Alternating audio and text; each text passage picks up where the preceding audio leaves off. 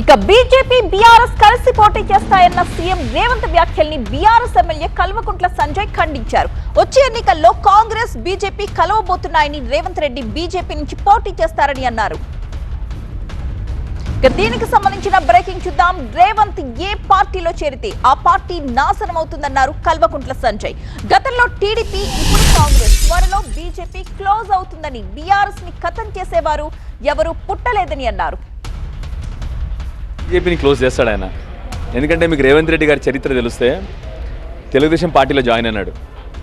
ఆ పార్టీకి ఇవాళ తెలంగాణ రాష్ట్రంలో దిక్కు లేకుండా పోయింది. తర్వాత కాంగ్రెస్లోకి వచ్చినాడు. ఏదో అదృష్టవశాత్తు ముఖ్యమంత్రి అయినాడు, లక్కీ చీఫ్ మినిస్టర్. ఇవాళ కాంగ్రెస్ పరిస్థితి ఏంది? వచ్చే 30 ఏళ్ళు కూడా తెలంగాణలో మళ్ళీ రాదు. సో కాంగ్రెస్ కూడా ఖతం. మూడోది ఏ పార్టీ ఇప్పుడు పోతుంది అని అందరూ తెలిసిన విషయమే. రేవంత్ రెడ్డి గారు నెక్స్ట్ ఏ పార్టీలో జాయిన్ అవ్వబోతున్నారు, బీజేపీలో జాయిన్ అవుతున్నారనే విషయం అందరూ చెప్తా ఉన్నారు. వాళ్ళు బీజేపీ నాయకులు చెప్తా ఉన్నారు, అక్కడ పైన కేంద్రంలో ఉన్న అమిత్ షా గారు చెప్తా ఉన్నారు, మోడీ గారు కూడా తెలుసు ఈయన బీజేపీలో జాయిన్ అవుతున్నాడు. ఎస్, ఆయన చెప్పినట్టు బీజేపీ పార్టీని కూడా ఖతం చేయబోతా ఉన్నాడు. ఒకటే ఒక పార్టీ ఇక్కడ ఉండేది, ఇప్పుడు నెక్స్ట్ వచ్చేది బీఆర్ఎస్ పార్టీ ఒకటే. ఎందుకంటే కాంగ్రెస్ కథను ముగించిన నాయకుడు ఎవరైనా ఉన్నారంటే ఇవాళ రేవంత్ రెడ్డి గారు. 2.5 సంవత్సరాల తర్వాత ప్రజలు కాంగ్రెస్ మీద ఎంత విరక్తి చెందారంటే వచ్చే 20 సంవత్సరాలు కాదు 30 సంవత్సరాలు, అంటే మా ముని మనోళ్ళు కూడా మళ్ళీ కాంగ్రెస్ పార్టీని చూడరు మన తెలంగాణ రాష్ట్రంలో. నెక్స్ట్ పోతారు బీజేపీలో. బీజేపీకి ఈ మాత్రం కొద్దిగా ఉంది కదా, ఈయన ఎట్లాగో బీజేపీ జాయిన్ అవుతాడు ఇప్పుడు 2 ఏళ్ళ తర్వాత. ఈ పదవి కాలం అయిపోయిన తర్వాత 100% బీజేపీ స్టోరీ కూడా ముగింపు అయిపోతుంది ఈయన చేతిలో. అదే తప్ప బీఆర్ఎస్ బీజేపీ కలవదు. బీఆర్ఎస్ని ముగించే మొగాడు ఇంకా పుట్టలేదు తెలంగాణలో. ఇక డీలిమిటేషన్ లో దక్షిణాదికి అన్యాయం జరిగితే పోరాడతామన్నారు బీఆర్ఎస్ ఎమ్మెల్యే కల్వకుంట్ల సంజయ్.